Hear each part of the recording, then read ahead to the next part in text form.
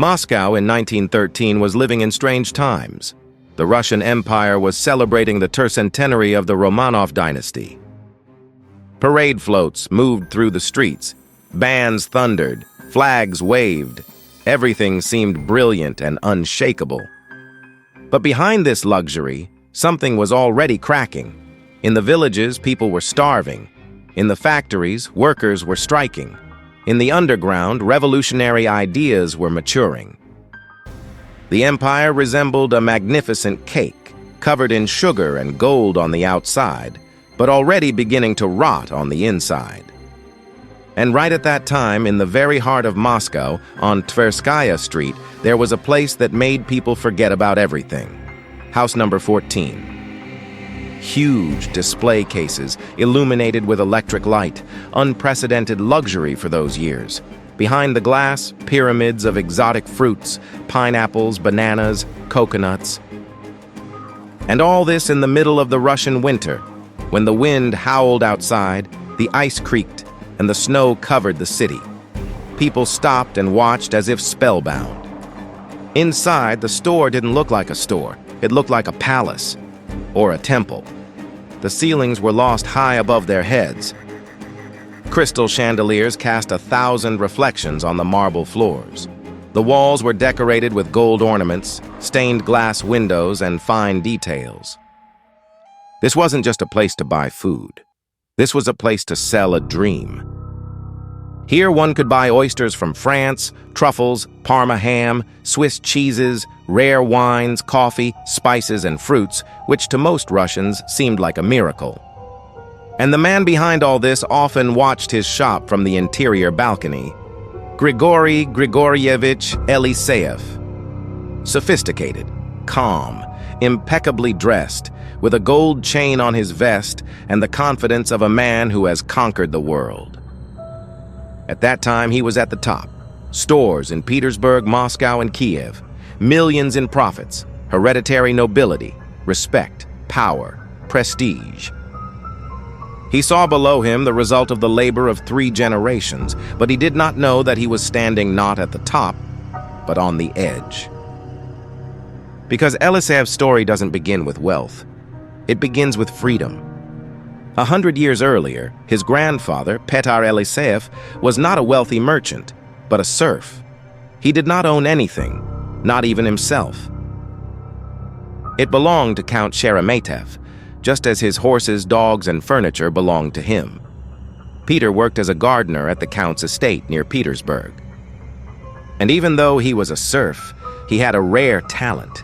He knew how to grow things that by all the laws of nature shouldn't grow there. Peaches, grapes, melons ripened in his greenhouses, winter, cold, snow, and he created summer.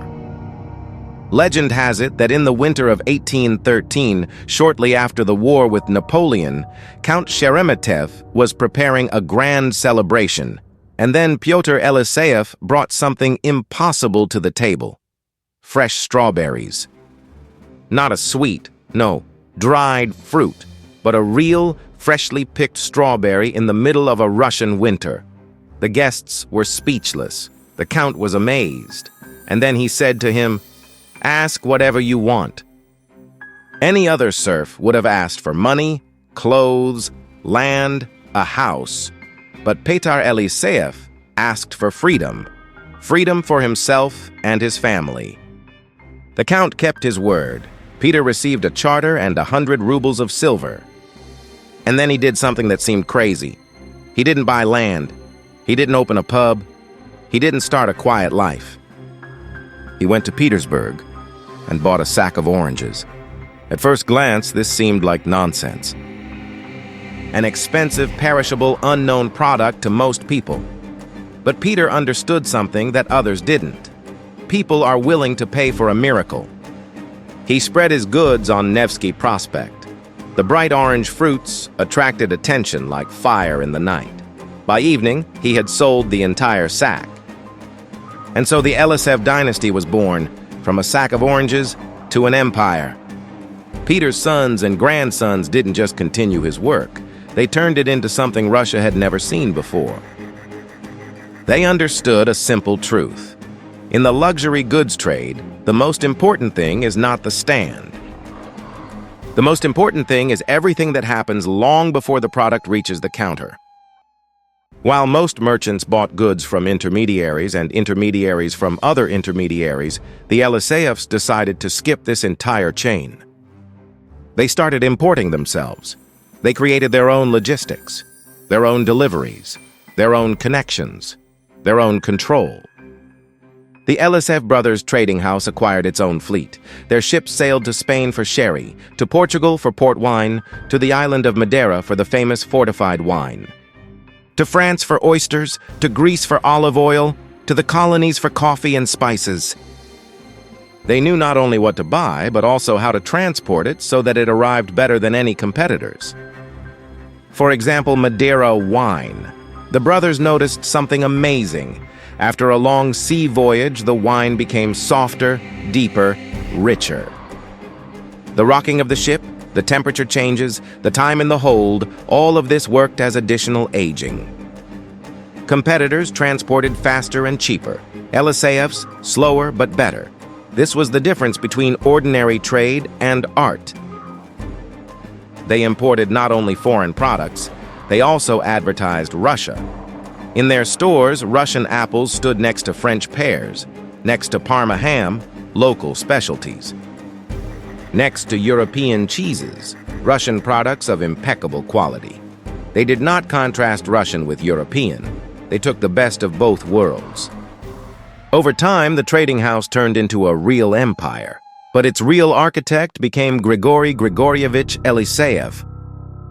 He was born in 1864, when the family was already wealthy and established. Yet he did not grow up as a spoiled heir. Since he was a child, he has absorbed everything: how to choose goods, how to talk to customers, how to recognize quality, how to gain trust. When he grew up, he traveled around Europe, but not as a tourist. While other Russian rich people squandered money in Paris and London, Grigory studied shop windows, stores, layout, service, lighting, scent, atmosphere. He didn't learn how to spend.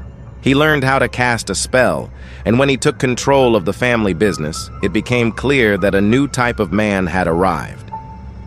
Grigory Eliseev understood something that few merchants in Russia understood at the time. He wasn't selling food. He was selling a feeling, status, exclusivity, prestige. The illusion that in a few minutes you can enter a more beautiful world. Today we would call it marketing. Back then it was pure genius. He changed everything. The arrangement of the goods became like an artistic composition. The lemons, apples, grapes, and oranges became living paintings. Salespeople were trained to look impeccable, to speak politely, to know every detail about the product, not to push, not to shout, not to act like ordinary salespeople. The customer shouldn't feel like a buyer. They should feel like a guest. And that was a revolution. Because in Russia at that time, most stores still operated in the old way, rude, noisy, without style. Eliseev created not a store, but an experience. He also understood the power of public respect. He donated generously to hospitals, shelters, and aid. He supported the poor and hungry in difficult years. Of course, this was both moral and strategic. In a society where the aristocracy looked down on merchants, reputation was a weapon. And she brought him something almost unthinkable. In 1913, Grigory Eliseev received hereditary nobility. The grandson of a castle gardener had equaled the status of people whose lineages went back centuries. But even that wasn't enough for him. He didn't just want to be rich, he wanted to create a legend. And that's exactly why he set his sights on Moscow. And not just anywhere, but to the most prestigious street in the city, Tverskaya. There he found the old house of Princess Zinaida Volkonskaya, a building with history, a building with cultural memory, a building where the elite of old Russia once gathered. The society was shocked. How could a merchant turn such a house into a store? But Eliseev didn't think like an ordinary merchant. He didn't destroy the building, he reborn it. He hired architect Gavril Baranovsky and set him an almost impossible task: to transform the old nobleman's home into something Moscow had never seen before. The construction was hidden behind a huge wooden panel for almost 2 years. The city could not see what was happening inside. All that could be heard was hammers, voices, the noise of work. And this fueled curiosity even more. Eliseev deliberately heated up the anticipation. He invited journalists, but did not let them inside. He talked about unprecedented luxury, but kept it all a secret. It was an advertising campaign, decades before Russia even understood what advertising was. And on February 5th, 1901, the curtain fell. Moscow gasped. There wasn't a shop in front of it. There was a palace, a modernist facade. Giant arches, light, splendor, glitter, and inside, a world that seemed almost unreal. This was the first truly premium gastronomic space in Russia. And it immediately changed everything. Competitors paled. Some went bankrupt, others tried to copy, but without taste, without scale, and without vision. Eliseev didn't just beat the market. He rewrote its rules. Every detail was thought out. Cheeses were presented not just as food, but as a culture. Wines had a world of their own. Confectionery was a work of art. The packaging was so beautiful that people kept it long after the contents were eaten. Even the air in the store was different. Grigory Eliseev installed a modern ventilation system so that there was no smell of raw materials, humidity, or storage. Instead, the visitor felt a subtle aroma of coffee, cleanliness, and sophistication. He understood something that many businesses still don't understand today. People don't just remember what they buy. They remember what they felt. And just when it seemed that Grigory Eliseev had reached the top, his life began to fall apart. The year 1913 was not only the peak of his success, it was also the beginning of his downfall. At 49, he had it all: wealth, prestige, name, nobility, family. His wife, Maria Andreevna, had been by his side for decades. She had borne him 6 children, 5 sons and 1 daughter. Everything seemed stable, predictable, secure, just as befits a great merchant dynasty. But then, another woman appeared in his life. Vera Fyodorovna Vasilyeva, young, beautiful, almost 20 years younger than him. And Grigory Eliseev, the man who knew how to control everything, suddenly lost control of himself. He fell in love, not wisely, not cautiously, but blindly. The affair soon became known in St. Petersburg society. Rumors spread through salons, clubs, and receptions. His wife found out not from him, but from others. And that was even more cruel. Many rich men back then had mistresses. Many families turned a blind eye. But Grigory didn't want to hide anything. He wanted a divorce. He wanted a new life. He wanted to marry Vera. And so the destruction began. The sea shipment of wine hid an unexpected secret. The brothers noticed that Madeira, which had traveled a long way in the holds of ships, became tastier. The rocking, temperature differences, and time acted as additional aging. The wine softened and acquired a special velvety flavor. Competitors transported Madeira by rail, faster and cheaper. The Eliseevs insisted on the sea route. Their wine was more expensive, but true connoisseurs could feel the difference. Freshness became the main weapon of the trading house. Oysters arrived in special containers with ice and seawater. Fruits were packed so that none of them would get hurt on the way. Cheeses were transported at a strictly defined temperature. All of this required enormous resources, precise calculations, and organization on the edge of the possible. But the result justified everything. Buyers knew one thing: if the name Eliseev is on the product, the quality is impeccable. The brothers did not limit themselves to imports. They knew Russia and understood that a Russian person, no matter how much he loves foreign things, will not give up his own. Their shops sold the best Volga sturgeon, Ural caviar, Tambov meat. Sour apples from Kursk stood next to French pears. The Eliseevs did not oppose Russian to European. They combined the best of both worlds. Their network of suppliers spanned the entire empire and far beyond. In every wine region of Europe, they had their own people.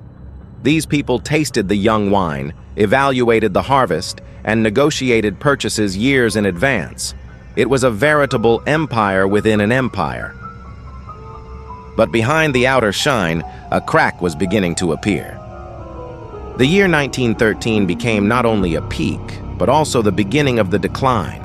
A woman appeared in Grigory Eliseev's life, Vera Vasilieva. Young, beautiful, almost 20 years younger than him. Love broke out suddenly and destructively. The family did not last. His wife, Maria Andreevna, with whom he had spent 25 years, could not accept the betrayal. The children sided with her. The family fell apart. Grigory chose passion over everything else. The consequences were tragic. Maria Andreevna died under difficult circumstances, and society turned against him. The children renounced their father. They renounced his name. They renounced the inheritance. The trading empire was left without heirs. And it was at this very moment that fate struck the next blow. World War I. At first, everything seemed far-fetched. The rich continued to buy champagne and delicacies. But gradually, reality changed. Prices started to rise. Bread became more expensive. People started to starve. And then the difference became unbearable. Behind the windows of the Eliseevsky store, pineapples, wines, and expensive cheeses still stood. And outside, people stood in lines for bread. This was no longer admiration. This was anger. The first stones flew through the windows. Then came the revolution. 1917 changed everything. The empire collapsed. Power passed into the hands of a new regime. Private property was declared a crime. Eliseev's shops were nationalized. With one decision, 100 years of history disappeared. The store on Tverskaya got a new name. Gastronomia number 1. No glamour, no name, no past. The temple of luxury became a place of survival. Grigory Eliseev understood one thing. There was no place for him in the new Russia. He left the country. He arrived in Paris a rich man, but already without roots. The money remained. Everything else was lost. The children didn't want to see him. Society shunned him. His past haunted him. He had everything and nothing. The years passed. Russia changed. The empire he knew disappeared. A new world was born, and the old one sank into oblivion. Grigory Eliseev died in 1949. He outlived his empire, his country, his life. But he couldn't escape one thing: memories. Eliseev's story is not just a story of wealth and success. It's a story of price. A price that is sometimes paid not with money, but with everything.